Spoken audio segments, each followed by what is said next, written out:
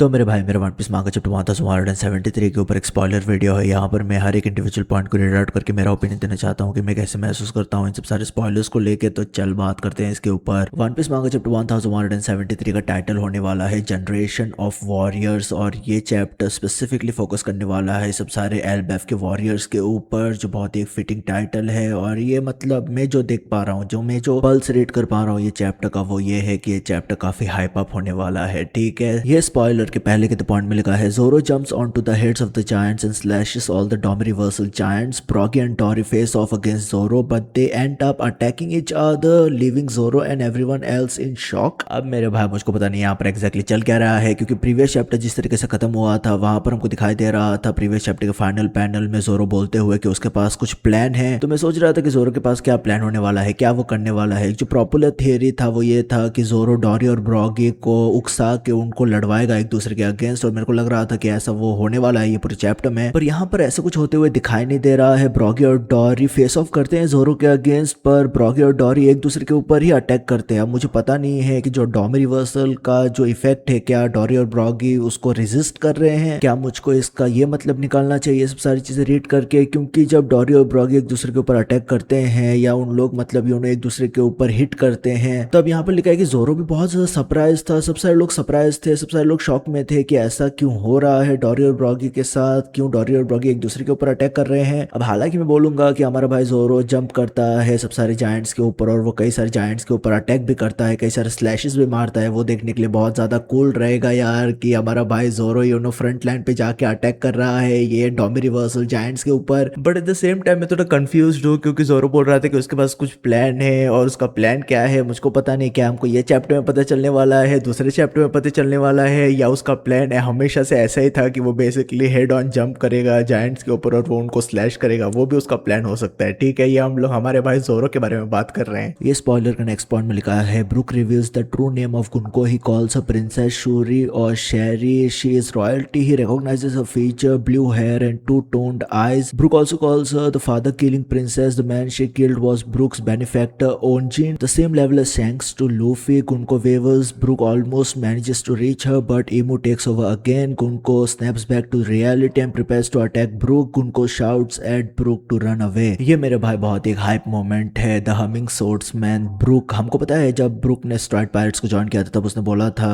कि मैं हूँ हमिंग सोर्ड्समैन। मैं बेसिकली उन्होंने पहले एक किंगडम के मिलिट्री का लीडर था, मेरे सिर के ऊपर 30 मिलियन बैरिस बाउंटी है, और वो सब सारी चीजें वो बोल रहा था। हमको पता है कि उसका एसोसिएशन क्या था रंबार पायरेट्स के साथ। बाद में रंबार पायरेट्स के कैप्टन की डेथ के बाद उसने टेक ओवर किया था। एलबेफ में हमने देखा था कि गुन को रिकॉग्नाइज करती है हमारे भाई ब्रुक को, और वो उसको फादर बोल रही थी। तो मतलब हमको मतलब कई सारे स्पेकुलेशंस था कि क्या मतलब रिलेशन है गुनको और ब्रुक के बीच में। तो अभी यहाँ पर हमको इस पूरे चैप्टर में हमारे भाई ब्रुक के जरिए से पता चल रहा है कि गुनको का रियल आइडेंटिटी क्या है। गुनको बेसिकली एक प्रिंसेस थी, उसका नाम है एक्चुअल में प्रिंसेस शूरा, और शेरी वो रॉयल्टी से आती है। और ब्रुक हमको एक्चुअल में ये चैप्टर में गुनको को रेफर करते हुए दिखाई देता है। वो गुनको को रेफर करते हुए बोलता है द फादर किलिंग प्रिंसेस, क्योंकि उसने अपने डैड का हत्या कर दिया था। अब हमको पता नहीं है कि क्या सिचुएशन था, क्यों उसने ऐसा किया, वो सब सारी चीजें हमको पता नहीं है। डेफिनेटली हम लोग बोल सकते हैं कि इमू का इन्वॉल्वमेंट था इन सब सारी चीजों में। बट गुनको का फादर या शेरी का फादर, प्रिंसेस शेरी का फादर बेसिकली बहुत ज्यादा करीब था हमारे भाई ब्रुक के। ये बहुत ज्यादा सेंस भी करता है, क्योंकि at the end of the day Brook basically ये पर्टिकुलर किंगडम के मिलिट्री को लीड कर रहा था। और यहाँ पर जो डिस्क्रिप्शन दिया गया है वो ये है कि जिस तरीके का शैंक्स और लूफी का डायनेमिक है, उसी तरीके से गुनको के फादर और ब्रुक का डायनेमिक था। ब्रुक हमको ये चैप्टर में कन्फ्रंट करते हुए दिखाई देने वाला है गुनको को, और वो गुनको को बेसिकली पहुंच भी पाता है, गुनको तक पहुंच भी पाता है। यहाँ पर गुनको बेसिकली उन्होंने थोड़ा अपना जो कॉन्शियसनेस है वो रिटेन कर पाती है, और वो बात कर पाती है ब्रुक के साथ। पर क्विकली इस पूरी सिचुएशन में हमारा भाई इमू फिर से पोजेशन ले लेता है गुनको के बॉडी के ऊपर, और इमू बेसिकली अटैक करने जाता है ब्रुक के ऊपर। और गुनको बेसिकली बोल रहे थे यहाँ पर ब्रुक को कि प्लीज ब्रुक यहाँ से तू चले जा, नहीं तो तेरे को ये हर्ट करेगा, वो सब सारी चीजें। ये जो पूरा गुनको का सिचुएशन है वो बहुत ही एक क्लासिक एग्जाम्पल है कि क्या होता है जब एक बंदा इमू के साथ डीप कॉन्फिडेंट साइन करता है। हमने देखा है कि किंग हेरल्ड का दिमाग किस तरीके से अल्टर हो गया था, और किंग हेरल्ड एक तरीके से इमू का स्लेव बन गया था, माइंडलेस स्लेव बन गया था। उसका थॉट्स नहीं था, सिर्फ वो इमू के विशेस को फुलफिल करना चाहता था। तो यही काइंड ऑफ सेम चीज हुआ है गुनको के साथ भी।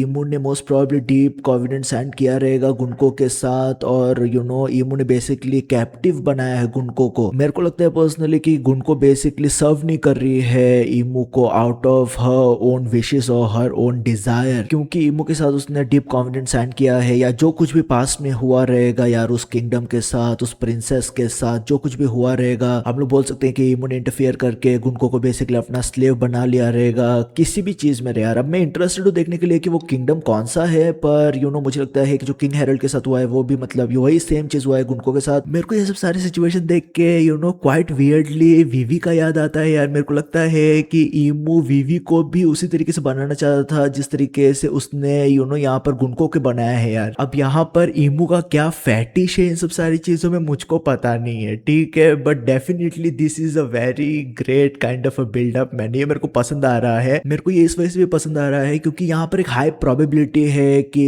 जैसे मैंने बोला मेरे को लगता है कि ईमू किस तरीके से यहाँ से निकलेगा या कैसे eight the end of the day ये आग कंक्लूड हो गया। मैंने बोला है, मैं फिर से बोल रहा हूँ कि मुझे लगता है कि सैंड कलिंगम या सैंड सॉमस का डेथ होने वाला है, जिसकी वजह से ईमू बेसिकली उसको रिट्रीव करना पड़ेगा। ऑब्वियसली लूफी और हमारा भाई लोकी बहुत डैमेज डालेंगे ईमू के ऊपर, वो भी एक रोल प्ले करेगा। पर मेरा दिमाग अल्टीमेटली ये भी डायरेक्शन में जा रहा है कि ऐसा हो सकता है towards the end of this entire Elbaf segment कि गुनको फ्री हो जाए यार। ऐसा भी हो सकता है गुनको बेसिकली फ्री हो जाए। पर हमको पता है कि एक बार ईमू ने पोजेशन ले लिया डीप कॉन्विनेंट में, तो हमको पता है कि दुनिया के अंत तक बेसिकली वो खत्म नहीं होने वाला है, वो कॉन्विनेंट का एस्पेक्ट खत्म नहीं होने वाला है। अब मुझे याद नहीं अगर गुनको ने कॉन्विनेंट साइन किया है नहीं, मुझे वो याद नहीं है। हाँ यार उसने साइन किया रहेगा क्योंकि वो नाइट ऑफ गॉड में आती है, तो डेफिनेटली वो एक एस्पेक्ट है ही, तो डेफिनेटली वो डीप कॉन्विनेंट का एस्पेक्ट रहेगा। पर क्या ही पॉसिबिलिटी आता है कि Gunko towards end of the entire arcs conclusion क्या गुनको फ्री हो पाएगी, क्या वो हो सकता है। हमने देखा है हेरल्ड के केस में क्या हुआ था, तो कैसे ओडा उसको प्ले करना चाहता है वो भी इंटरेस्टिंग है। हमको पता है कि सब सारे जायंट्स के ऊपर डोमी रिवर्सल यूज किया गया है, तो हमने कभी भी वो एस्पेक्ट रिवर्स होते हुए नहीं देखा है, तो क्या उन लोग भी अपने नेचुरल स्टेट में आ पाएंगे, वो भी बहुत ही बड़ा क्वेश्चन है यहाँ पर। इस पॉइंट का नेक्स्ट पॉइंट में लिखा है Gerald and Goldberg prepare to fire combo attack at the mother MMA two generals but Road stops them, he wants to take part on the attack too, so all three of them aim their attack, three generals roaring nation, the attack resembles Dorry and Brogy's warrior nation attack. तो यहाँ पर मेरे भाई Gerald Goldberg और road तीनों लोगों ने, तीनों जायंट्स ने खतरनाक अटैक मारा है जो रिजेंबल करता है डोरियर ब्रॉगी के कॉम्बिनेशन अटैक को। तो ये तीनों मिलके बहुत ही खतरनाक कॉम्बिनेशन अटैक मारते हैं एक मदर मामा के ऊपर। मुझे लगता है कि ये जो मदर एमएमए है वो बेसिकली नाइटमेयर्स है। हमको पता है कि बच्चों के नाइटमेयर्स को काइंड ऑफ रियलिटी में लेके आया था कलिंगम ने, तो मुझे लगता है कि एक बच्चे का जो नाइटमेयर है वो बेसिकली मदर एमएमए है, ठीक है, तो बेसिकली उसको रिफर कर रहा है यहाँ पर। मैं भी सोच रहा था कि ये मदर एमएमए क्या है मेरे भाई, बट हाँ ये जो अटैक है वो बहुत ज्यादा कूल अटैक होने वाला है यार। ये तीनों वॉरियर्स का जो अटैक होने वाला है वो बहुत ज्यादा कूल होने वाला है। और यही सब सारा चीज जो जायंट्स कर रहे हैं, जायंट्स जो बेसिकली उन्हें अपना स्ट्रेंथ कंट्रीब्यूट कर रहे हैं इस पूरी सिचुएशन को कंट्रोल में लाने के लिए, उसी एस्पेक्ट को रिफर कर रहा है चैप्टर का टाइटल। ये चैप्टर के लास्ट पॉइंट में लिखा है at the end of the chapter the mother MMA falls on to Soma who strikes it back but it lands on the transport ship waiting for the kids hostages and destroys it leaving Summer shocked. Summer's reaction at the end was oh shit. तो यहाँ पर हुआ क्या है ये chapter के अंत में कि जो अटैक मारा था जेरल्ड गोल्डबर्ग और हमारे भाई रोड ने, तीनों लोगों ने अटैक मारा था